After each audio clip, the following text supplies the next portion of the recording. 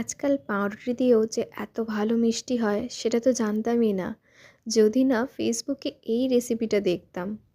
High, আমি Soumi and you are welcome to my channel. সেদিন ছিল পূর্ণিমা, আবার রবিবার। বাড়িতে তাই মাছ মাংস কিছুই হয়নি, হয়েছিল পূর্ণিমার উপোস। তাই জন্য শুকনো খাবারের পাশাপাশি একটা মিষ্টি বানাবো ঠিক করলাম। আগের দিন রাতেই দেখেছিলাম পাউরুটি দিয়ে এই মিষ্টিটা বানানো, তাই আমি একটু অন্যরকমভাবে এটা বানিয়েছি।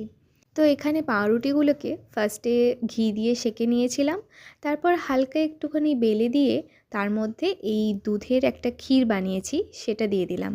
এখানে 1/2 লিটার দুধকে আমি অর্ধেক ব্যবহার করেছি ওই ক্ষীরটা বানাতে। তো দুধটাকে প্রথমে ঘন করে জাল দিয়ে তার মধ্যে বাতাসা, একটু কনডেন্স মিল্ক আর একটুখানি সুজি দিয়েছিলাম, আর তার সাথে একটু কাজু বাদাম কুচি। ব্যাস, তাহলেই ওই ক্ষীরটা হয়ে গেছিলো। তারপর সেই ক্ষীরটাকে পুর দিয়ে বাকি অর্ধেক দুধটাকেও ঘন করে জাল দিয়ে সেটার মধ্যে কনডেন্স মিল্ক, একটু বাতাসা আর একটুখানি কেশর দিয়ে ভালো করে মিষ্টি মতন করে নিয়ে ওটাকে পাউরুটির ওপর দিয়ে দিয়েছি। এবার এটাকে কয়েক ঘন্টা রেখে দিলে পাউরুটিটা খুব ভালোভাবে সোক করে নেবে। আর তারপর তোমরা ঠান্ডা ঠান্ডা এটাকে খেতে পারো ফ্রিজে রেখে।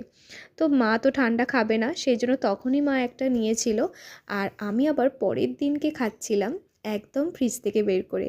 এত সুন্দর হয়েছিল না মিষ্টিটা, পুরো রসমালাইয়ের মতন লাগছিল খেতে। দেখতেও সেরকমই হয়েছে।